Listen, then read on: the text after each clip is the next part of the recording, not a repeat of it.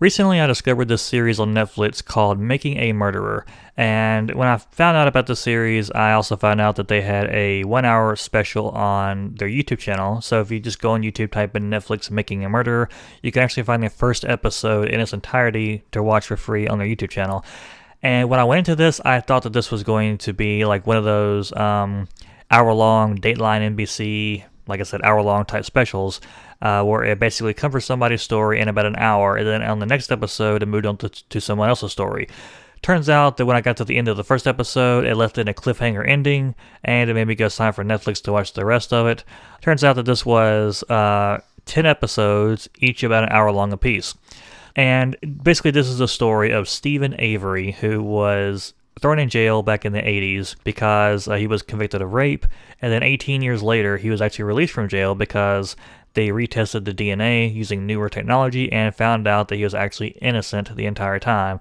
So he served 18 years for a crime that he never committed, and then he was released after 18 years, and not too long after he was released, he was back in the spotlight again, this time for murder charges. And basically, most of this documentary series is showing both sides. It's showing the evidence for him, the evidence against him. It's showing behind the scenes of how it's affecting his family life.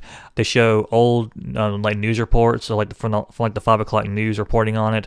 They show basically everything. And in some cases, I think they might show a little bit too much. And what I mean by that is about halfway through it, definitely going into the second half of this whole thing, they start showing a lot of courtroom footage, and too much in my opinion, because the courtroom footage just it feels like it's becoming filler content. It just goes on and on and on and on and on and on and on. And after a while, you're like, okay, just get to the point already. I mean, some of it was okay for a while, but after a while, I just felt like I feel like it could have been explained in an easier fashion, in a quicker way, but I also understand that they were trying to put as much reality into all this as they could. I just feel like the courtroom footage went on a little bit too much personally. But long story short, you can actually find the story out online by doing your research, but I will tell you that the ending is not a fairy tale ending. Now, it could have gone worse. The ending could have been worse than it was, but it's definitely not a fairy tale ending. But this does cover the corruption in the criminal justice system.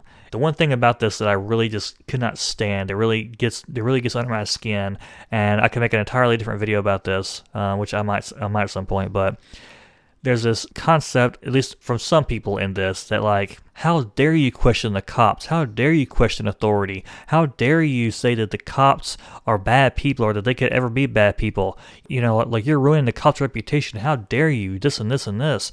As if the cops can never do anything wrong. There's a few times when that mentality was very pervasive for certain people in this documentary, and honestly, I wanted to reach to my computer screen and smack the shit out of them because it pissed me off. It was just annoying.